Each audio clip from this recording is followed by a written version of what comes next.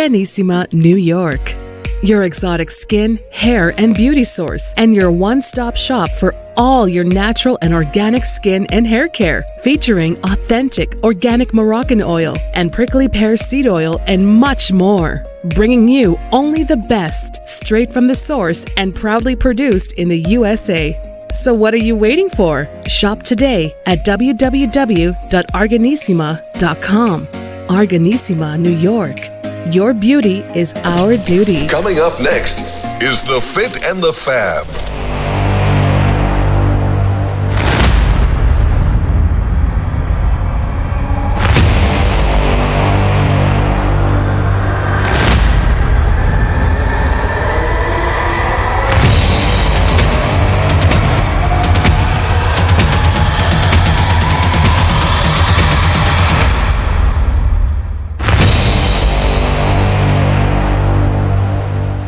Folks, welcome back to the iHealth channel, the Fit and Fab channel, and iHealth Radio. We're your host, Hurricane Age. New day, new show, new topic. Great topic. Love this topic. I think everybody loves this topic. It's all about health and wellness and fitness. And it is the new year. So again, we're still in the mode of New Year resolutions. We're still in the mode of, I need to change life. I need to do things. We've had a few shows already to talk about all those changes that everybody's dynamic about. And I have with me someone who can actually help us. Not only he is actually going to help us in terms of this item and discussion, he's also a podcaster and a fellow podcaster host, and he has an awesome show that he does as well to discuss these things. So while we can watch him here with me, you please feel free to actually reach out to his stuff and see his podcasts and shows as well live and whatever they may be. I think on the podcast platforms he's out there. So, but we'll talk about that. I'll have the link of his shows in my description here for the show here. So with me, I have Nate Sleger. Nate, welcome to the show. How are you, man? I'm doing great. Thanks for having me. My pleasure. And it is like, we had a quick discussion. It's always interesting when you have someone who does this on the other side, and it's finding yourself on this platform, like being a guest. It's sometimes, I don't know, it's kind of weird, right? But we're going to it's your show today, dude. So you can interview me as well. We're all right. We can do a two-way streak here and make it work for both, right? Sounds good. So first things first. Let's talk about Nate and the journey, because I know there is a story there where you were in the corporate world like most of us, and you did your thing, and then you decided to move on and start your own fitness company. So let's talk about that part of the journey, and then we'll talk about the podcast, and let's talk about the new year and resolutions and all the ins and outs of fitness, and what works, what doesn't, and how people really can sometimes have the wrong, I guess, understanding of how this whole thing works together, right? So. Yeah. All you. All right. Yeah. So absolutely, you're right. I was in corporate America. I was in human resources for a pretty large company, at least in the area where I live.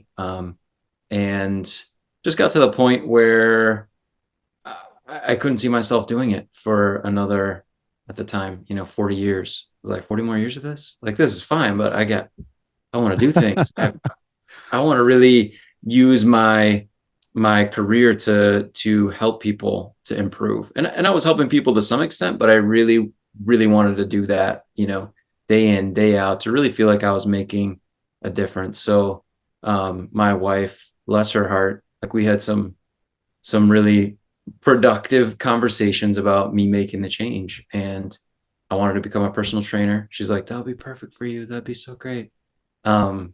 So it seemed like a really good fit. I made the transition, had my own business for about a year, and it went terribly. It was really tough.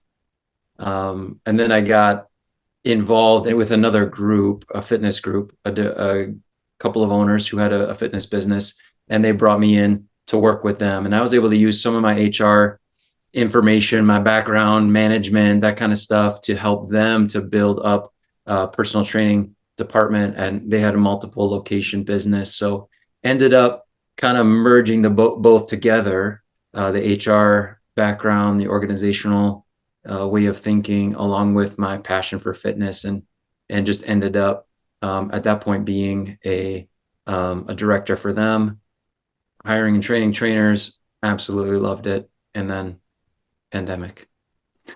Oh, the keyword pandemic. Let's keep it there, because there are a lot of rumors these days, and stuff in China is not giving us a great hope these days. But let's cross fingers that we're not gonna have a deja vu here, and hopefully not. But yeah, that was a big just a milestone for everybody, and it Yeah. was a tragedy. It was just a big shift in life. I mean, the whole life as we knew it then has changed and shifted to something different. Close enough Yeah. now. We're back into close enough to normal, but again, it's never going to be the same, or at least hasn't been as it used to be. Well, Yeah. so Nate, before I go further, I want to just go back to the couple of things that you mentioned. One is, you said it, you were in the corporate. A lot of us start a career. You go to school, you get a job, and you're excited, and you want to make it in that. And it is a very difficult journey, because, to your point, sometimes you do kind of look at it like, where am I going to go? How far can I go? How easy is it going to be? And sometimes, if you are more of an entrepreneur, you're more like an independent person, sometimes that structure can be very difficult. And believe me, I've tried both. I've worked in corporate, I'm still in corporate, and I also have an independent life, and balancing those two, and just and the other thing, you said it, which is powerful. I think everybody has probably this question in their minds, like, well, how long am I going to do this for? And am I going to work for 40 years and then retire? Right. And a lot of people have that. And is it going to be enough for me to survive, and things like that? So it is a difficult change. And today, actually, more than ever, speaking of pandemic and shift, there's a whole different, ideology where people are moving away from working for companies and being more entrepreneurial. Yeah. And there's the great resign concept, right? So it's happening, and it's been happening. But you did it a little bit before, so that's good. You were ahead of the curve there, I guess. But so one more item that you also mentioned that is powerful, which is your support system, or your Oh, support, yeah. significant other, your partner, your wife. And I think that, first of all, thank you for bringing that up, because we always kind of forget sometimes the people that are around us. And when you're not alone in life, and you have other people, their input is important, and that support is very powerful, because if, Mhm. let's say, you didn't agree, could have caused a lot of stuff, and sometimes financials get in the way, and it gets a little trickier. But when you have that kind of synergy, and you have somebody that's really understanding your vision and your dreams, and willing to take that journey, because sometimes it's not easy, as you said, didn't work out the way you wanted, right? And you picked a tough play. I mean, personal training, it is a tough game. It's very competitive, it's very selective.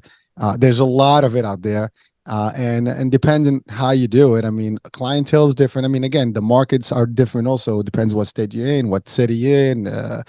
You're in a Yeah. metropolitan area is one thing, you're in suburbia is different. So those things do have an effect, and you've endured it all. So, but thank you for sharing that, because I think for our audiences, and yours, for this particular show, it is important messaging that these things, you have to do your thing. And we're going to talk about the motivation. We're going to talk about Yeah. the goal settings, and the hurdles that can possibly happen. And again, we're in the beginning of the year.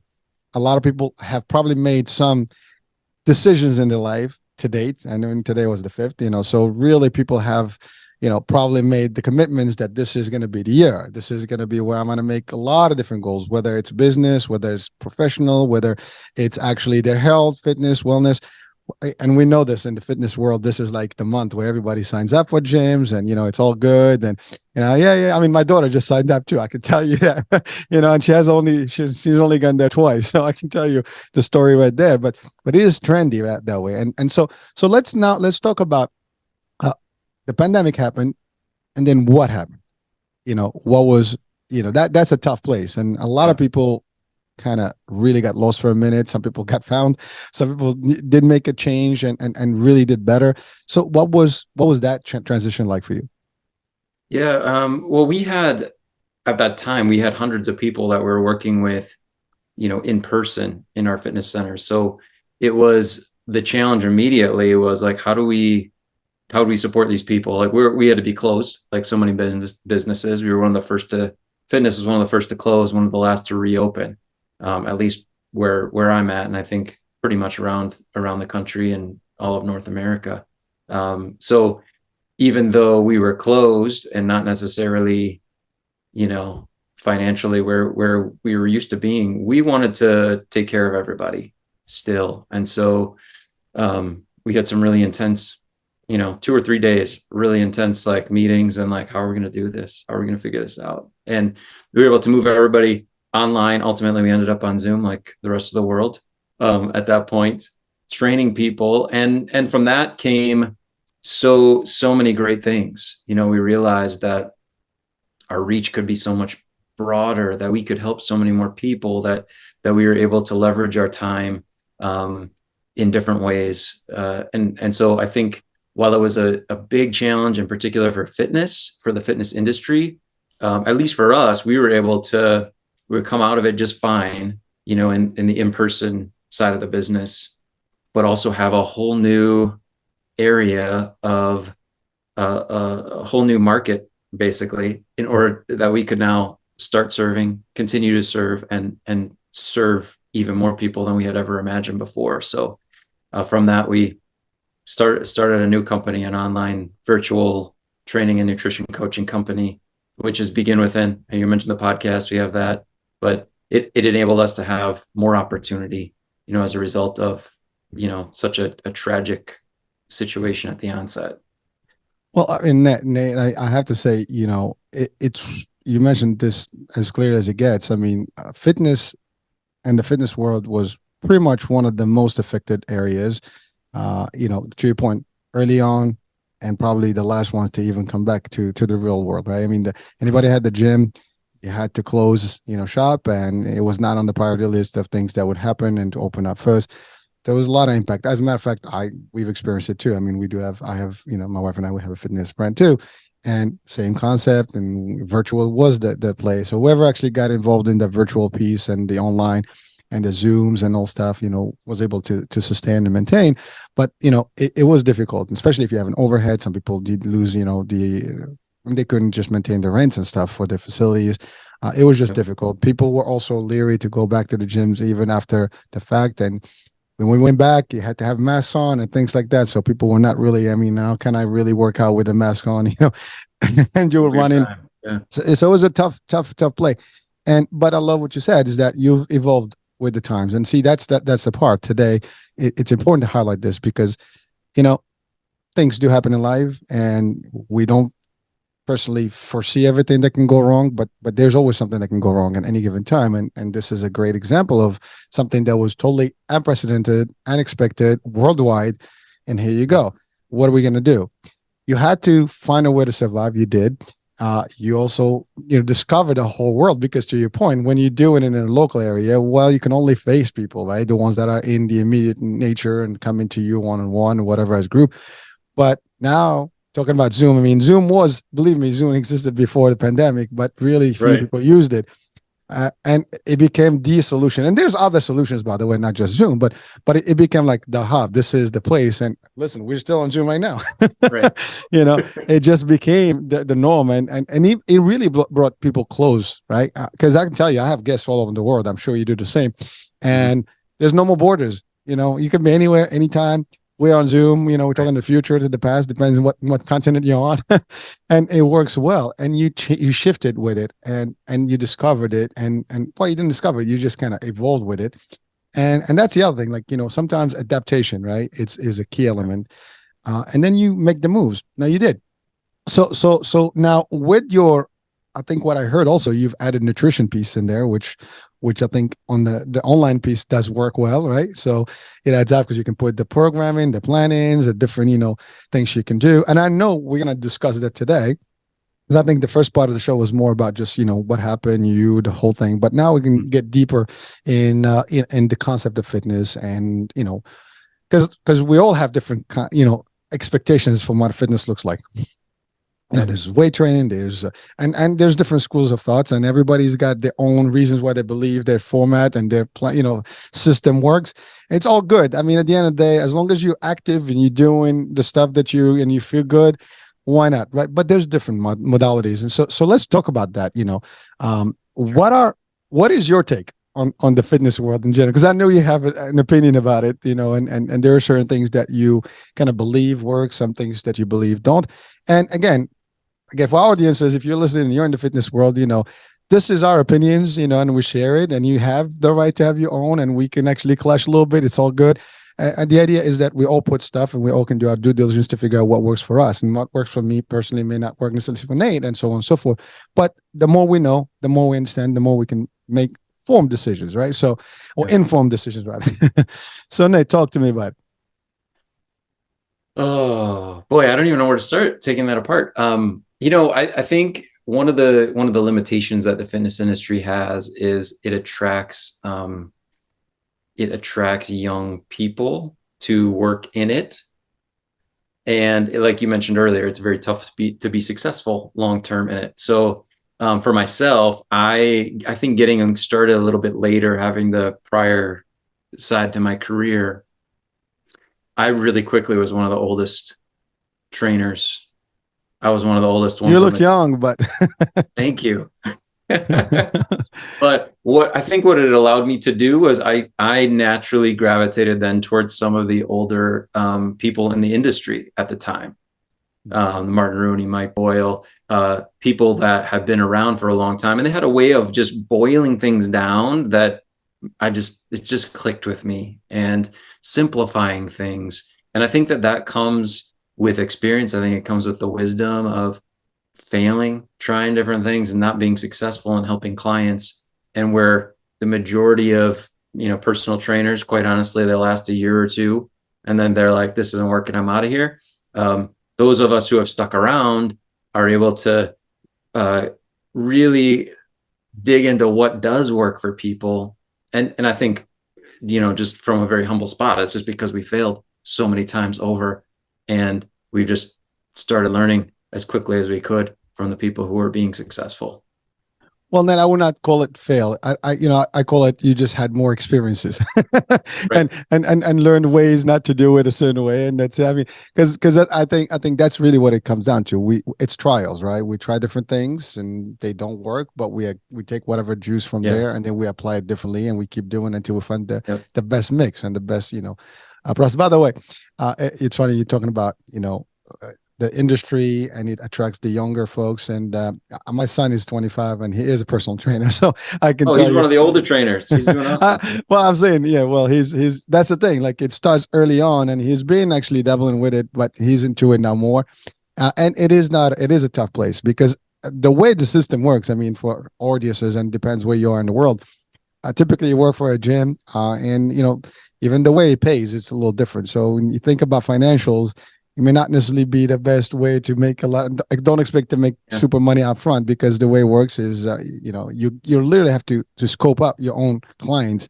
You get those test runs, like we give you a half hour, discussion with a personal trainer, that's how it works. And then you get, a little bit to know people, and you try to push a little bit the sale, and hopefully you can get some clients. And then it's a 50-50 shot. So again, financially, people think that, I'm going to do this, I'm going to be free and doing stuff. Now, maybe if you do it outside from an actual gym setting and you have your own personal clients that you can develop, that's one thing. But if you're within an actual company, it's a little more difficult, because you're not really doing it. You're doing it under the company's name, and you're just an employee. So there's some of that. And again, these are nuances, but not to put brakes on anybody who has, the dream when they want to be in this particular, stage doing the personal training. And it's the best way is maybe to learn in the gym, because you learn all the things and you have the tools, then you can take it on the road. But you're right. A lot of people do it for a couple of years, and then they start navigating and then move in, maybe even open their own gyms, and now they can expand to more things. And in your case, that's what you did. You match up with other folks and you were able to do more. So that's the concept about just who's attracted, who's that. And you're right.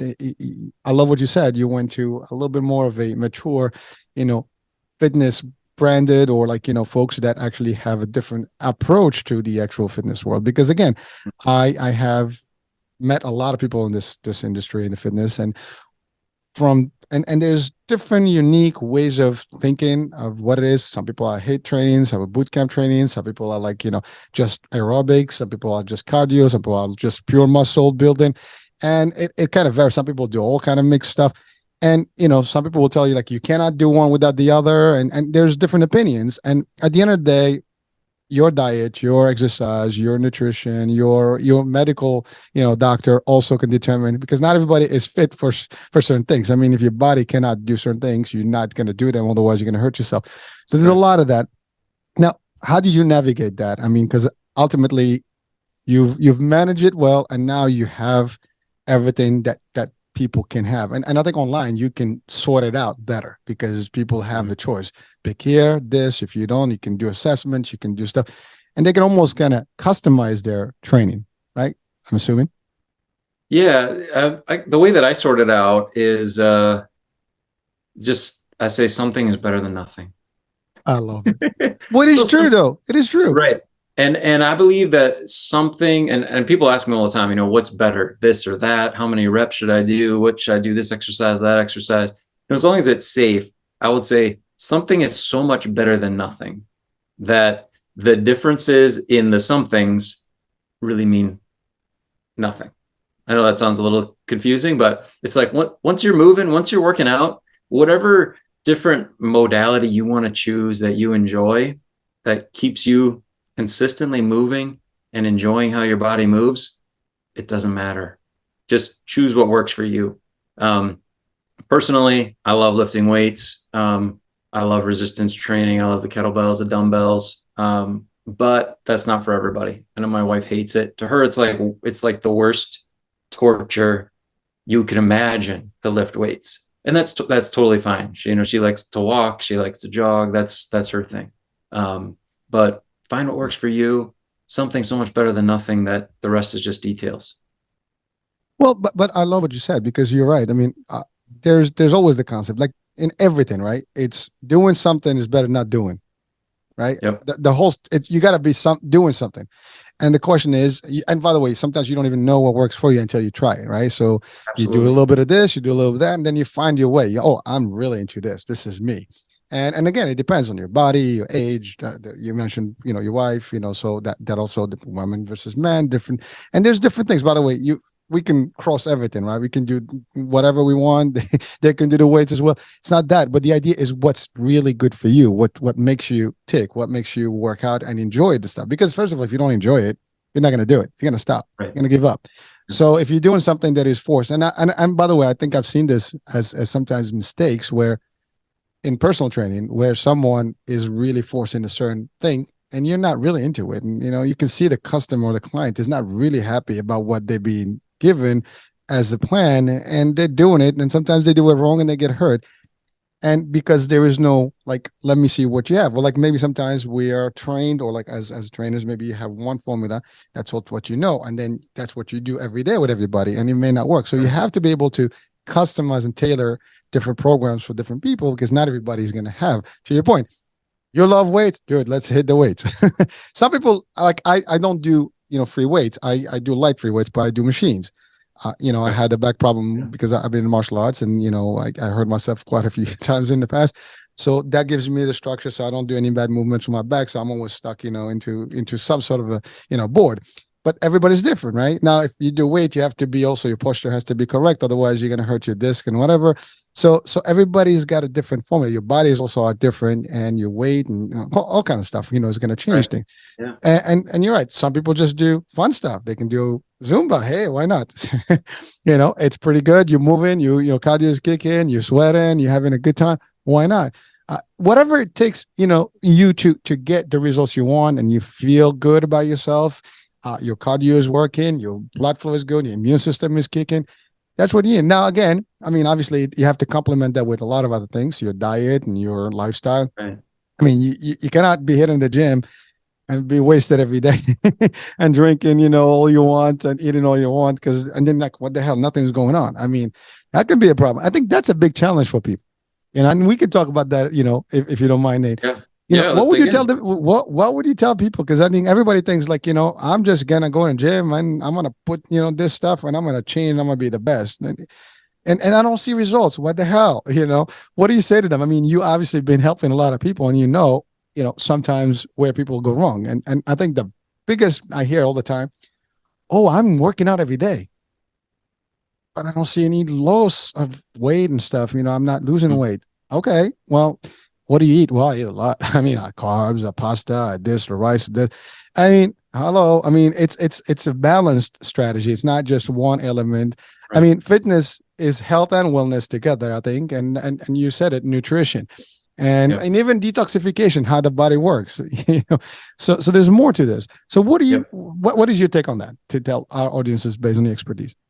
Yeah, I mean, the days of exercising just to burn calories, that the old math equation, I took in this many, I got to burn this many in order to lose weight. I think those days are done. I believe that we've kind of proven that just that focus alone isn't going to help our society to get any healthier, because we've been at it for a long time. We've been trying to do that calorie burn idea for a long time. But I believe that movement is essential to health. Like that is well documented. Research shows that we digest food better when we're moving. We rest better, more fully when we've been moving. Our bodies they're supposed to be moved. They need to be moved. Things work better when we move. So that is one piece of it, and it shouldn't be abandoned. Even if I've been moving, but I'm not getting the results I want, I'll say, great, that piece is in place. Keep it. We need it. We got to move. But there's other pieces that also need to be addressed. And we've focused on 5 additional ones in addition to movement. And almost in the way we did it in the gym was to say, which things, if the clients come into us to work out, if there was something in their life that was just a total mess that they needed to address, what are the things that we would kick them out of the gym and say, you cannot work out today until you do this thing? What are those things, right? We just started thinking in those terms. Like, what are the other priorities that go along with movement for good health? And it led to some really interesting conversations, but we landed on just five other things. And everything else that we've come up with, it fits into one of those five other buckets. So with movement, there will be 6 total, right? Movement plus these 5. Well, thank you. And by the way, I love what you said. Movement. You mentioned also rest. I think you mentioned it, because people don't get enough sleep. That's a problem, right? And again, sometimes people don't even think that's important for your health, and it is a big part of your health and your immune system and everything. But the word movement is really powerful, because it introduces the idea of really doing something, being active, and not necessarily doing just what we think is supposed to be, or running and doing stuff. Just walking. Some people cannot do more. I mean, depends on your age and maybe some conditions, and if you have any diabetes, whatever, you might not be able to do certain things at a certain age, and you have to still keep moving, and your body's got to be. You have to be like active. And, I mean, everybody says you need to walk at least half hour a day, depends on as your age and stuff. And again, this varies tremendously from a younger person to an older person. And by the way, here we're talking young and, just the age part, but really young is in heart, and you can be as age as you want, and you can still be active and very, I guess, you have the vitality and all the stuff. And I've seen actually some real active, as a matter of fact, I have a friend who she was a guest, and she's a runner. She's a senior, Olympic, runner, and she's doing super phenomenal. And you'll see that model available, and there's a lot of examples of that. And so now you mentioned movement and 5. Are we sharing those or yeah, let's share them. Yeah. Please. I just left a little cliffhanger for you. Okay, good. I love it. Well, you hit on one of them, and it's rest, right? We kind of said, like, if someone came in to work out and they were like, oh, I didn't sleep last night at all. I swear, I never laid down. I didn't sleep at all. That would be like, we would be like, why are you here? Go take a nap. Like, go rest. You need rest more than movement. So sleep is a big focus. Rest and recovery, just in general, that's one of those buckets. Nutrition, we talked about, we touched on that. Like that's a huge one, and not just what we're eating, but how we're eating. We focus on that a lot, to help people to change the actual way that they eat in addition to what they're eating. So that's 2 of the 5, right? And then we have hydration, of course, right? If a client came in and they were like, hey, I haven't had any water in the last day, but I'm here to work out. Yeah. We'd be like, you need to go work on drinking water. Like, we're not giving you exercise today. Like, you need hydration. So, that's a big part of it. And, we've I mean, that influences how your brain works. It influences how you digest food. It's huge how our body feels, how we actually move. It's all, affected by how well we're hydrated. And then the other two have to do with our own relationship with ourselves. If someone came in, they're just like, I'm so stressed out. I'm so overwhelmed. My heart's fluttering. I'm anxious today. I wouldn't say, hey, let's work out. We're going to work that out. I'd say, hey, we need to sit down. And I've done that with clients over the years. Let's sit down and talk. You need to talk. You need to get it out, maybe go do some journaling. So that relationship with yourself is the fourth piece of the five. And then the fifth one, if it's relationship with yourself is important, your connection with the world around you and other people is important too. That's where if someone came in, my family is just in the worst spot right now. We're just, we're all arguing. We're not getting along. That causes us so much personal stress. I would say, you know what? You need to go talk with your partner, go talk with your family. You got to sort this stuff out before we can worry about, working out here in the gym. So it became those additional 5 buckets were the things that we really found affect health. And we wanted to find a way to help our clients to start at least bridging some of those gaps in addition to movement, because they came to us for movement in the gym. And so we worked really hard on trying to figure that out. Those ideas were all kind of in process prior to the pandemic. We mentioned that just allowed us a little bit of time away from the gym to put some of this stuff together and create a new way to support our clients. Well, thank you, Nate. And I think that's phenomenal because you've covered a lot of things. And I think with all these buckets, I mean, if someone can apply all these things correctly, their life is going to be tremendously different. And, and I think one thing I wanted to ask or add is that it starts with one element, I think, which is commitment to yourself. Yeah.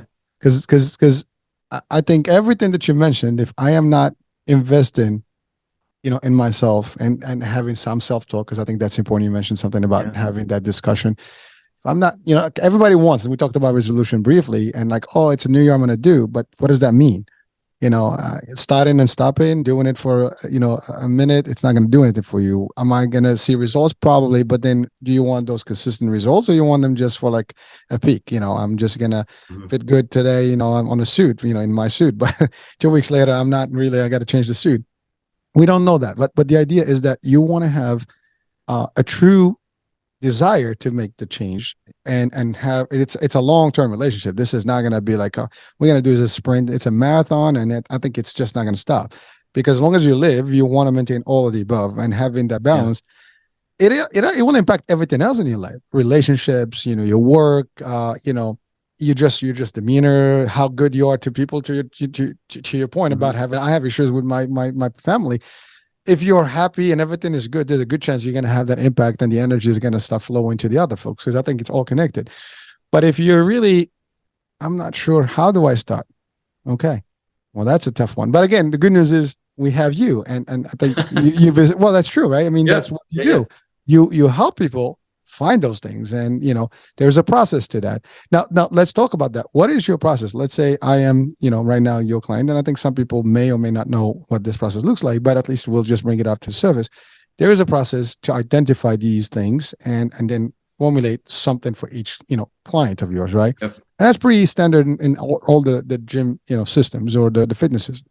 So what is that, that step that you take, or the steps you take to identify what the needs are and maybe then tweak and tailor exactly what, let's say what Hurricane needs may be different from Nate or somebody else. So how do you work that out? Yeah. It's such an individual process. It takes a conversation. We even the virtual component of our business, like we still are huge on one-on-one conversations and connections, which we do over the phone or on Zoom, if people are comfortable. But it's about understanding not just, what's bothering them, those pain points, but talking through each of those things that I mentioned. And if that's not in the first conversation, it's in the very next one, so that we can set some focuses, some really small focuses, and we continually remind everybody that we're working with, just like I remind myself, it's a marathon, like you said. We talk about the tortoise and the hare a lot, and it's all about the tortoise for us. Like, we love the tortoise like that. He's the best. Like, if you're not that, I don't think you're going to be successful. So we want to be slow. We want to be methodical. And we want to pick things that are like the low-hanging fruit. I talk about return on investment a lot with people. What's the thing right now for you that will give the biggest return on investment in terms of moving you toward being a healthier version of yourself? And we look at those six areas that we already talked about, and then break it down. What specific thing in that area, until it is just the tiniest, littlest step that they can take that they feel super confident they can execute, right? And it could be something like, Nate, I got to get more sleep, right? And the old Nate, right, in the old days when I was first a trainer, like, great, go get more sleep. You should sleep 8 hours a night. Go get it, right? And people will come, a week later, how's your sleep? Not any better, right? So I've learned that we need to make it tiny, So I would just say, what time you want to go to bed? What time do you need to go to get to sleep at, right? And they'll tell me 10 p.m. And instead of saying, go home, get to sleep at 10, have a nice night, right? So what do you need to do before 10 p.m. to make sure that you're in bed by 10 p.m.? Tell me about that. What are you doing? Well, I'm watching Netflix. I guess before I go to bed, I got to brush my teeth before 10 p.m., all this stuff, right?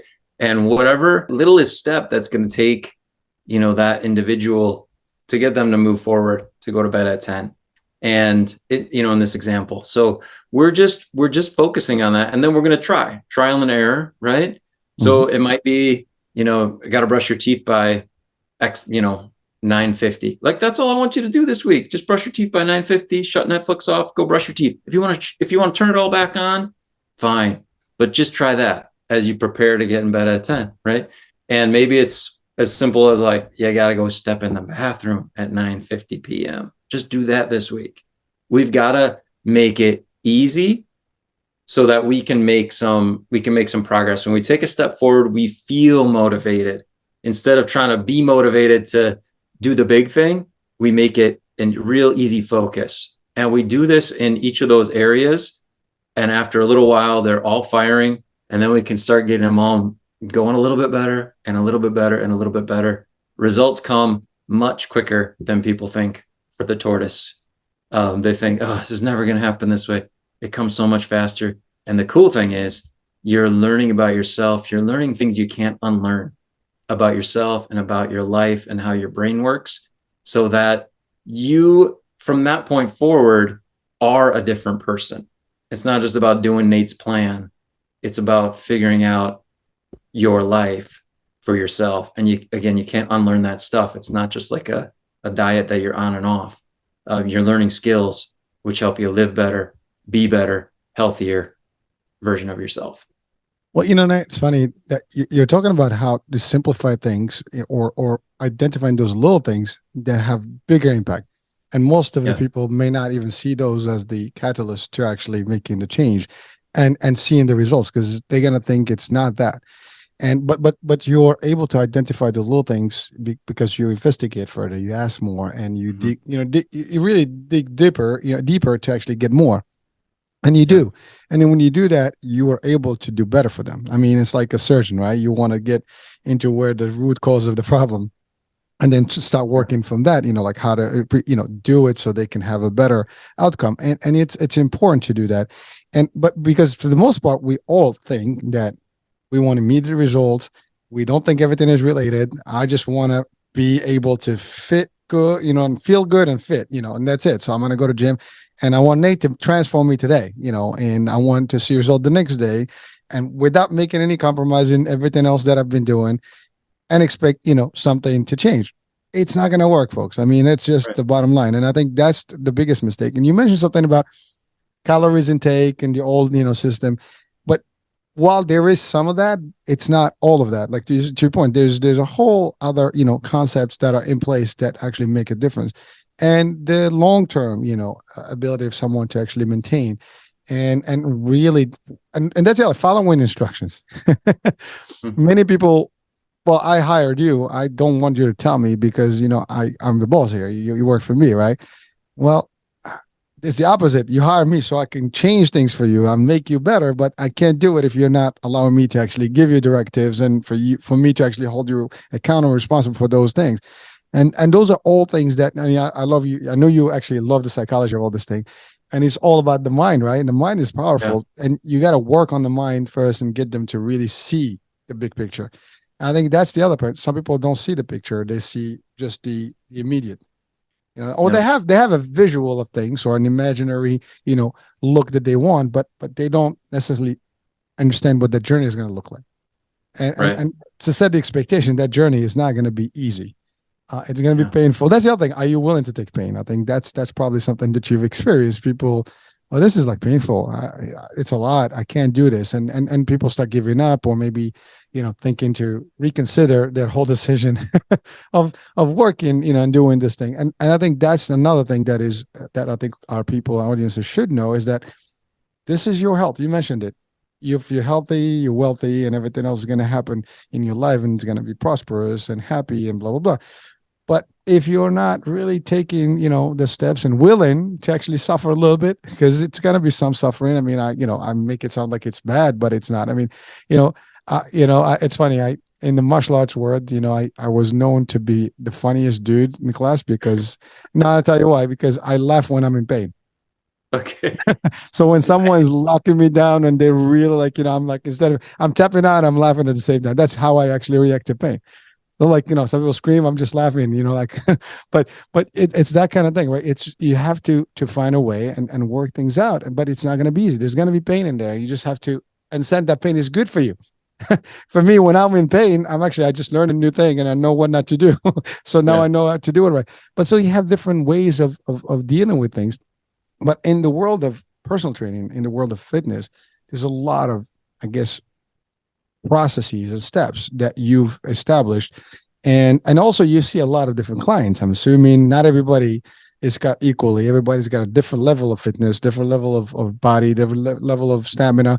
And how, so now how do you? I mean, I know you tailor it to each one based on what they are, but how do you actually tell people? Sometimes it's a difficult task to tell people, well, that's not going to work for you.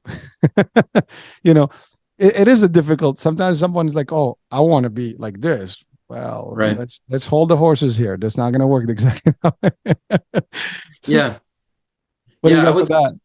Yeah. So for me, I guess and we do this in our in-person, training as well as virtually. Is we want to get real specific about the type of person that we want to help.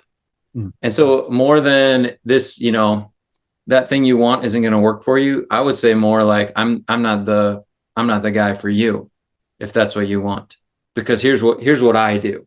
And the reason we've done that is so that we can get all those processes and procedures and get really good at the thing we do, and not try to be, the jack of all trades, master of none. I have no problem referring people to other trainers that I know of, or other professionals if there's something that they need that I can't give them. But getting real clear about the type of person that we take care of has allowed us to take better care of that person. And the next person that comes in like that, so that we can maximize their experience and not waste a whole lot of time. Our time learning about things that we've never learned before, so we can take care of a new person, but also their time. Like, wait right there. I'll go read a book about what you want, and then I'll come back and teach you how to do it. I'd rather just do what I do and do it well, and take really good care of the people that I work with.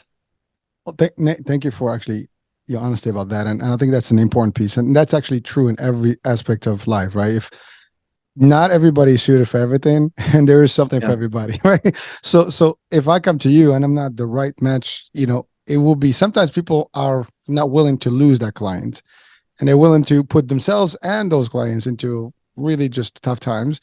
and the outcome's still going to be not good, and therefore you're just wasting time, energy, and probably reputation, and maybe lost referrals, whatever. But if you are in that honest mode and you kind of read up front with people, listen, this is not going to do it, but I would love to recommend you to this particular program, and they'll be more than happy to actually have you on. Now you actually show them that you really care, and that you actually, and that's actually true business, that the best way to do business correctly. And in a way, you help them. If they come into you for help, you couldn't help them directly, but you help them, indirectly. And that's still Right. helping people. And sometimes that's important. And of course, in the business world, like, well, I want all the clients for me. I don't want anybody else. It doesn't always work that way. You have to be able to know that this is not going to be the right, candidate, period. And they might not be the right fit. I might not be the right fit for them. My formula is not going to work. And some people may be offended sometimes when we tell them that, what do you mean you can't do this? But you have to be able to be willing to hear that, and sometimes it's not going to be, and you take it. I mean, this is it. It's not going to happen. I'm sorry. Yeah. It changes the dynamics, but I love that you have that in place, because sometimes people, especially newer people in business, they're just too hungry. I would say even greedy to a degree, and they don't understand the balance of true, real good business and customer care and all that stuff. And really, to do the right thing for your folks is sometimes to let them go and not have them, attached to you, because that's a big deal. So Nate, I have a question about the importance of nutrition, because I know there's a lot of components, but calories we talked about briefly, but really there's diets. And you mentioned the keyword diet earlier. People sometimes they think that as long as I diet, I'm just going to be super, fit. I'm going to do all this. I'm going to lose the weight. Why do you think, in your opinion, in your expertise, why are the main reasons people actually do get a personal trainer and establish their relationship? And hopefully, because again, I know there could be many reasons. In your expertise, what are the main kind of buckets, if you want, of clients that you get and what their needs are? And then we'll talk about the nutrition piece of it. Yeah. I think the reason people work with a trainer or a nutrition coach or anybody is just it's simple. We do better when other people are expecting us to do better. We're social creatures as humans, and we show up when we have an appointment, and we work harder when someone's watching. We just do. And so if someone realizes that, then they're like, okay, if this is important to me, I need someone to help me with it. I need someone to guide me. I need someone to hold me accountable, someone to watch me, someone to talk to, someone who's been there before me, so that I can bounce ideas off of them. That's it. They just realize that they need someone. And I think that's the main reason why people come to me. And of course, I've done this a long time. I've learned what not to do. So now I know what to do.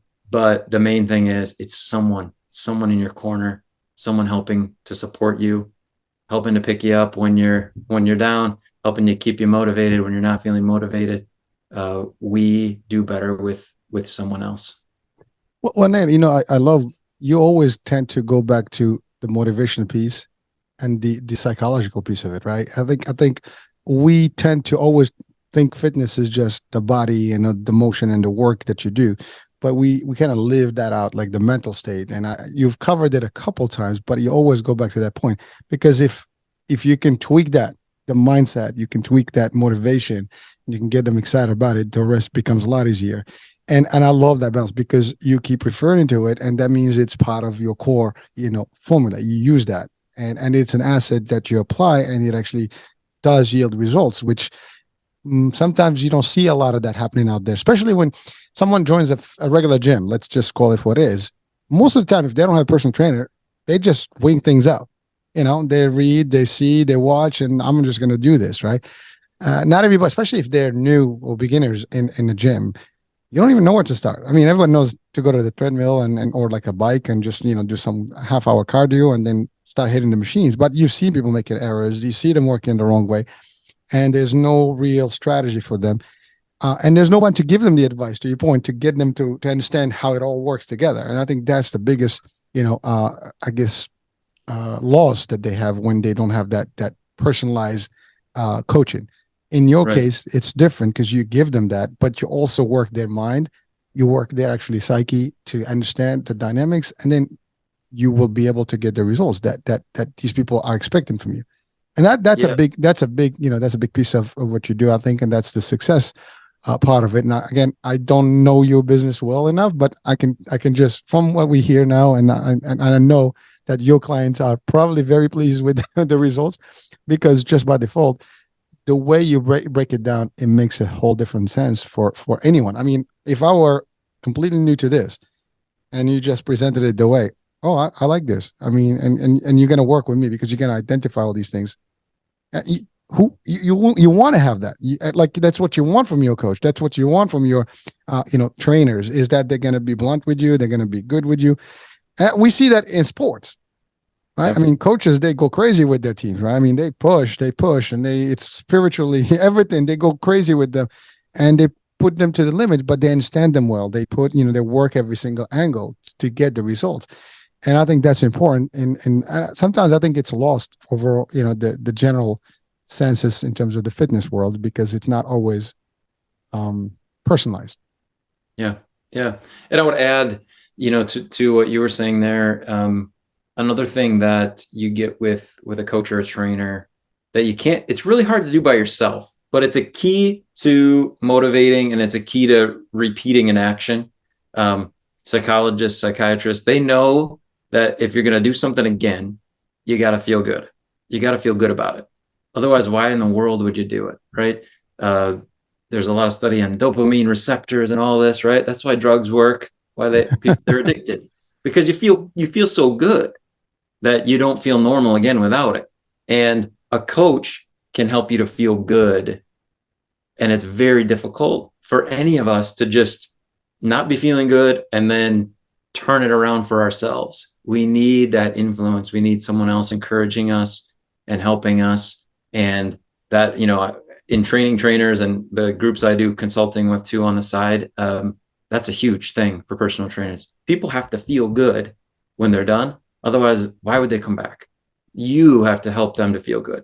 And that's a big piece of what a good coach will do, whether it's nutrition, workouts, whatever. Help that individual feel good. You got to feel good. Otherwise, you won't do it. It's just too hard.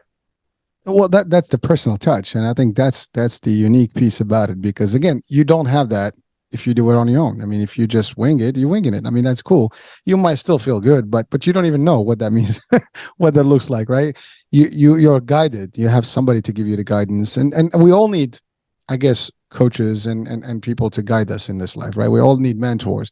This is the same thing. You mentor them into their health status and into the fitness and wellness being here, and it's just a different element. And I think that's kudos to you in the work. I mean, I know it's the whole art and the science that's behind it. It's not just people don't just become personal trainers. You could, but to be good at it, you have to learn all the stuff, whether it's just the body, how it all works together, the chemistry of the body, the anatomy, the whole nine. I mean, everything, the machine world and what it does, the nutrition.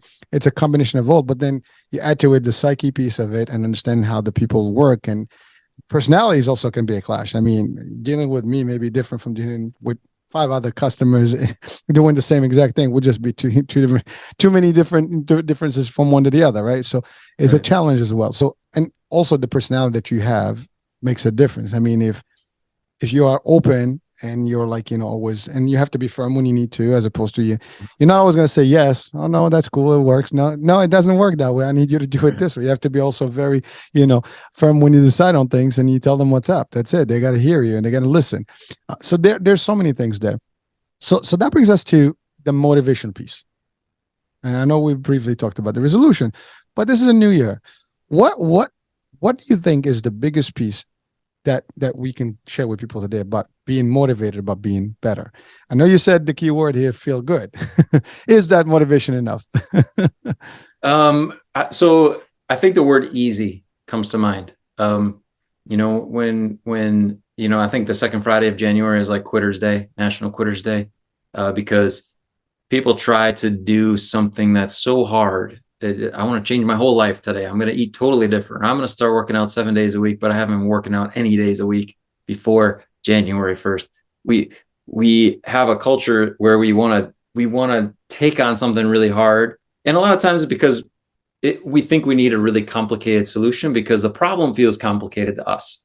It feels heavy. We feel bad about where we let ourselves go. And so we think we need this big, elaborate solution. And so we take something on it's too hard to do for very long. Motivation runs out really quickly. That it's a feeling. And when we have it, we feel like we can do anything. And then when it's gone, we just walk away disappointed. And so the word easy, I think, is really important, is focus on something that is really, really attainable. It's something easy, you can do, but it's different than what you've been doing.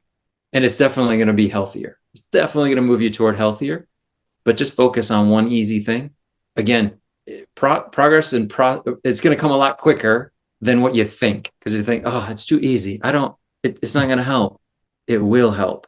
Once that's done, you pick another thing and another thing and another thing. And in a few weeks, a few months, you have a different life because you've been practicing all these easy things. And because they're easy, you don't need a lot of motivation to do them. And when you do them, you actually get more motivated. So that's how we found motivation works the best, is when we actually stop trying to do hard things, focus on easy. Well, I love what you said. I think that's very powerful. I mean, you really nailed it, because to your point, you have not done anything, and all of a sudden you want to just come in and do everything, and it doesn't work that way. Nothing happens overnight. You're not going to see the shifts, and you're probably going to give up because it's going to be too difficult, too heavy toll on your body and everything, and you're just not going to maintain. I mean, you said it. I mean, the second Friday you said of January is Quitters, Friday. But it's amazing how that plays, because you're right. You don't take a project, and build it and expect it to actually build overnight. I mean, I give always the example of termites. I mean, they're little tiny. They eat up slowly but surely in the house until it destroys. But they don't destroy the house right up front. I mean, they take their time, but they make it sweet and eventually destroy it. I mean, it's a bad example, but the idea is that small little things can make an impact, and sometimes even more, an impact. And so a little, maybe a hole somewhere can actually have, a little leak, can destroy property, right? And many things. But every single little, step, little progress can make a difference. But if you do it today, you take one level. I mean, again, a good example, I mentioned martial arts. When you don't start, you're not going to heavy techniques. You just go basic to basic, right? And then you got to get to that white belt and yellow belt and go slowly, and then you build the momentum to get to where you actually are. And when you're in a black belt level 1, and then that's when you really start the actual work. But the idea is that it takes time, but you have to work your way into it and ease your way into it, so you can actually feel the value. And now you're talking about addiction. Now you become addicted to it. Like, I love this. It keeps me going, and you keep doing, as opposed to do it all. I mean, that's the other thing. If you put somebody in the beginning and crash them into something, they're just going to hate it, and then just going to reject it, and it's over. So thank you for breaking that out, because I think that's a big, and by the way, this will apply to everything else in life, not just fitness. I think every single thing in life, if you wanted something, that you want to have the results in the long term, you want to ease into it, you're going to learn slowly but surely and do it slowly but surely, and then eventually become good at it. I mean, we can talk about podcasts. I mean, you start the podcast, the first podcast is not the same as your 100th podcast. It's just never going to be the same. I mean, you could be good, but I know it's going to improve in time, and a lot of things, whether it's just your setup. So there's so many things, and it's important. Business is the same. You start a business, it's never, when you start a business, never what you see in a few years later. I mean, it starts small. It starts with a lot of, little things, and then you build and you build and you build, you expand, you build, you expand. Before you know it, you have actually a whole empire, right? But that's the life, right? I mean, we even start very small, humble beginnings, right, as a humans, and you grow up, and so that's the same thing here. And I love that, because I think for people watching and listening, if you're making a commitment by your health and fitness and wellness, and you want to get into the fitness world here and just feel good about yourself, don't go crazy initially. I think it's best to find someone that can help you and assist you and guide you, such as Nate, and also get to understand your limitations, what you can and you can't do, at least initially, and you can build to the next one. I mean, and that's how it is. So that's pretty powerful. I know we're just over the hour here, but I'm not sure about your time, but so we're gonna wrap it up. But I just wanted to maybe get from you I know we talked about the easy, that was powerful, but let's talk about what would be your best advice right now for anyone who just, is new to this, or even in the fitness world, but they want to do better with themselves and have a better outcome in their health. Hmm. Easy is a big thing for me. I'll stick with that. I That's would good say with this, me. there's really no such thing as a failure when it comes to health and fitness. There's no bad. There's no necessarily there's not really any wrong. We learn as we go, and so understanding that it's a learning process, and the greatest victory of all, I think, when it comes to health and fitness, is learning about yourself. It's not necessarily looking a certain way or being a certain weight. It's saying, I know myself better now because of that journey that I went on, and realizing that that's kind of the goal with fitness. It really changes the way that we view it, and that's the way that I teach people to view it. That's the way that I wish everyone would view it, because there'd be a lot less ups and downs. There'd be a lot less, I went off track. Okay, now I'm back. I'm going to try again. We're just going to learn, and we're going to let ourselves off the hook when we make a mistake. We're going to learn from it. We're going to try again. That's the whole process. That's the way we learn how to talk, the way we learn how to walk. That's how we learn how to be healthy. I think that's powerful, man. I mean, between easy and that, I think we got it all. Well, listen, Nate, I mean, it's really a true pleasure to have you on. And I think you've given uh, some real elements that people can apply in life. And first of all, you do this worldwide. I'm assuming with through Zoom now, you can help people virtually everywhere. So folks watching, listening, doesn't matter. I know this show goes globally. So if you think you need some assistance in whatever format and learning something new in a different way, here's Nate with us, so he can literally assist you with that. I will have the description of with a link to your I guess platform and your podcast as well, so it will be on the description of the show, so people can have that. And that's about it. So I hope that you've enjoyed this time with Nate, and I certainly did. I've learned a few things myself. I always learn in these things. It's amazing, like, the amount of things that you pick up. I have some opinions myself, but you know what? You pick up things, that are different, or at least that you didn't think about. And that's powerful. And I think for all of us, we can take one element at a time and add it to our, ammo of information and tactics and techniques and strategies, and apply them in life or whatever that we need. And we will see the results. I think that's important. Any last words, Nate, to our customers here, or clients, or listeners and viewers? No, I would just say, just don't stop trying. Don't stop trying. Powerful, powerful. All right, folks, there you have it. Don't stop trying. Keep it up. Do your thing. I'm Hurricane Age. Thank you for watching, for listening, and we'll be talking soon. New day, new show, new topic, new guest. Bye for now.